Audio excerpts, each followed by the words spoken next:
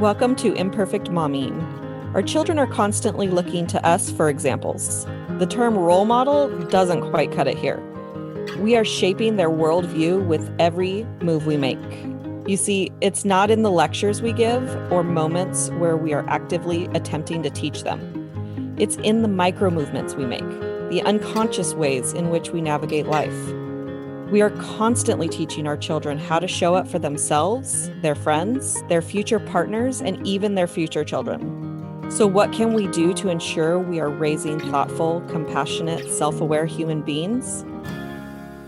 We have to become them ourselves. No one is perfect, but we can still all be better, and it starts with self-healing. Let's get to it.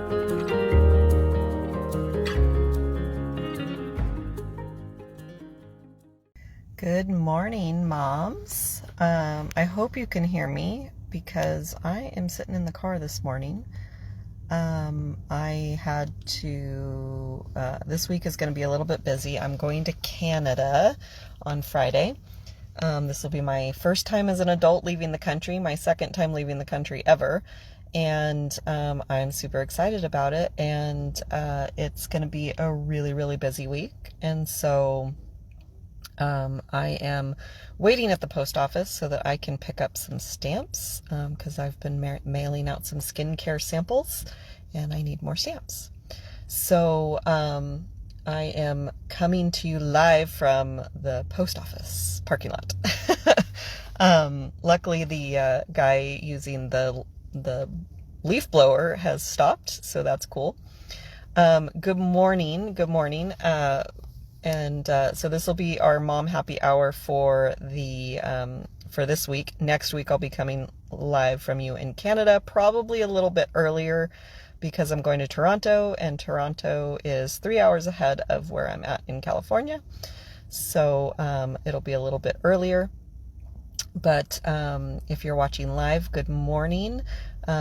If you're listening to the Imperfect Momming podcast, I'm excited that you are listening in as well. And if you want to join the Mom Happy Hour, you can join on Facebook group for Moms Conquering Guilt. So also last night I got into decided I was going to take a shower last night. I like to take showers at nighttime because then I don't have to blow dry my hair. And I turned the water on and I let it run for a few minutes, and I came back and it was still cold. And I thought, well, that's not good. And I was pretty sure that there was nothing else running and stealing my water. So I asked my boyfriend to check the propane, and the propane was on empty. And both of us were like, well, how is that possible? We just got propane like couple months ago, right? And I checked the invoice and we got propane 6 months ago. So I was a little bit salty because that means that there's going to be an added fee onto getting the propane, and I was not happy about that. So I like to focus on solutions instead of focusing on problems, and so since time seems to have no meaning anymore, I'm going to set an alarm on my phone so that we check the propane every month, because in order to not get the fee, we need to let them know that we need propane within 100 gallons of, or 10%, which is 100 gallons of the propane being empty. So, super easy solution. And I love using my app reminder. I use ClickUp in case anybody is wanting to try it out. It's the best app that I've found for reminders and to-do lists, and it helps keep me organized. I run 3 or 4 different businesses, and I use the app for reminding me to do all the stuff I need to do. So I've actually been thinking about what I wanted to talk to you about today, which I usually do, but this morning it was so clear what I wanted to talk about. We have a cat. We have 2 cats, actually, and 2 dogs. So our 2 cats, one of them we call Baby Kitty because he was the baby kitty. And we gave him a name, but we never call him his name. His name is Gravy because he's gray. And our orange cat is Skittle because he's orange. And so Baby Kitty grew up or started out on the street. So we found him. He was a stray, and Skittle was born in a litter in a home and well loved. And they have very, very different personalities. And neither one of them liked when we got our new dog, Audi. So our dogs are Indy and Audi. And neither one of them really liked that we got the new dog. But they behave very differently with the dogs. Skittle now just kind of ignores the dog. He knows that Audi's not going to hurt him. Sometimes he still runs away, but what he does is he'll jump up on the windowsill. We leave the window open so they can kind of come in and out. It's our version of a cat door. He jumps in through the window and jumps onto the table and starts eating or drinking his food and water.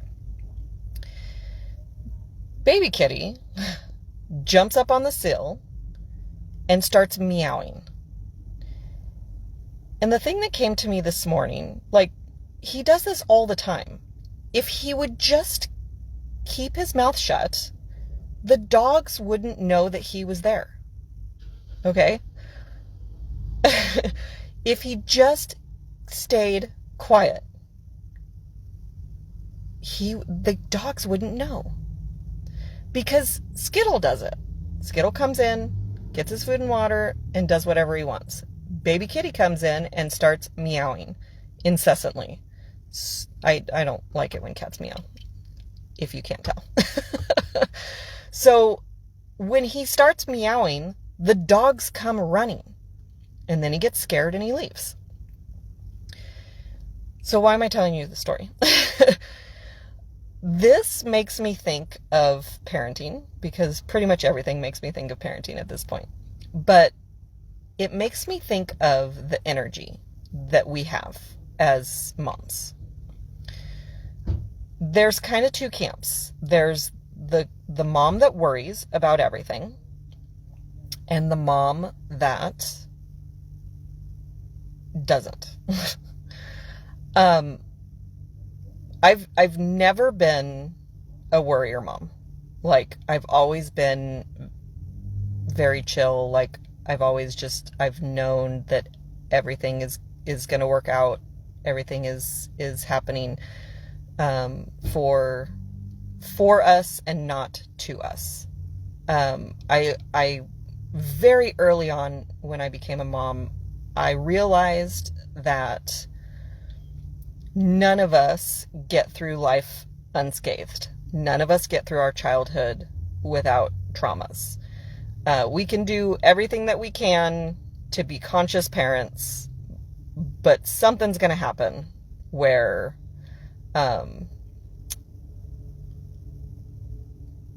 they're gonna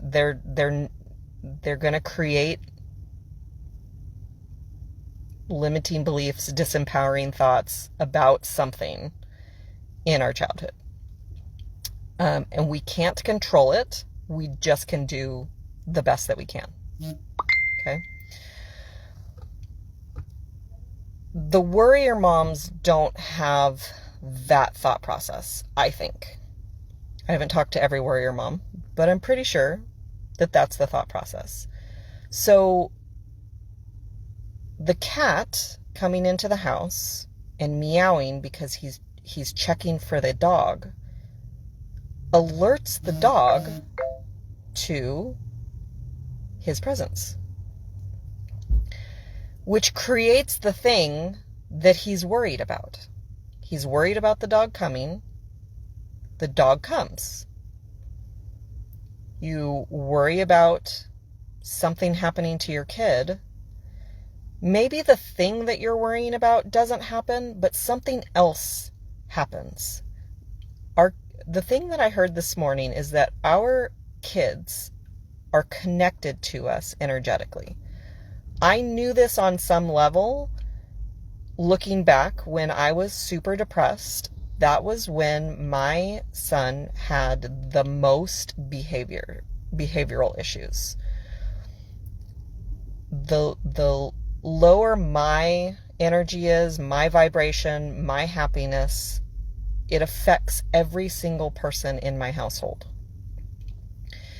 And the higher my vibration has been, the higher my energy, the higher my happiness, the better my son behaves, the better my household interacts with one another. I see it over and over and over again. And what I heard this morning is that our children are connected to us energetically until they're 11. Or starting at 12, they start to disconnect from us energetically. And that's, hormones start kicking in, all that kind of fun stuff. So we can change our energy, our vibration, our emotions, and it's going to affect our children. Now, if you just heard me say that your kid's behavior is your fault, that is not what I said. And you should probably schedule a call so we can chat. But it's also kind of what I said. So it's not your fault, but you have control over your energy, over your behavior, over your beingness. And I can say that with certainty because I've lived it, I've done it, and I'm experiencing the difference and the benefits of raising my vibration. I've always been passionate about helping moms be happy, but my passion for helping moms be happy has increased tenfold because of this. Because I believe that being a mom is the most sacred job that we have. It is the best thing that we get to do on this planet. And so many moms are struggling in their role as moms. And we don't have to. It doesn't have to be a struggle. So much of what we do affects our kids in a way that we aren't even aware of, that when we become aware, we can make changes and we can do better. So I have on my website, there is a book a free call with me. My website is alicialyons.com, ALYSIALYONS.com. Go schedule an appointment, and I would absolutely love to talk with you. It might not be immediately because I'm going to Canada and this week is quite busy, but when I am back in May, my calendar is more open and you will find a time, and I would absolutely love to connect with you. So the post office has been open for 1 whole minute now. I'm going to go drop off my packages and buy my stamps, and I will see you all next week coming live from Canada. There will be another episode of Imperfect Momming on Thursday, and until we meet again, keep healing. Bye, guys. Thank you for tuning in to Imperfect Momming. It's time for us to step up and realize that our power is not in trying to shape our children. Our power lies in shaping ourselves into the people we want our children to model themselves after. Don't just do it for your kids. Do it for yourself. When you become a more self-aware, compassionate, and confident person, you and everyone around you benefit. For more information about me and my work, visit AliciaLyons.com. That's ALYSIALYONS.com. See you next time.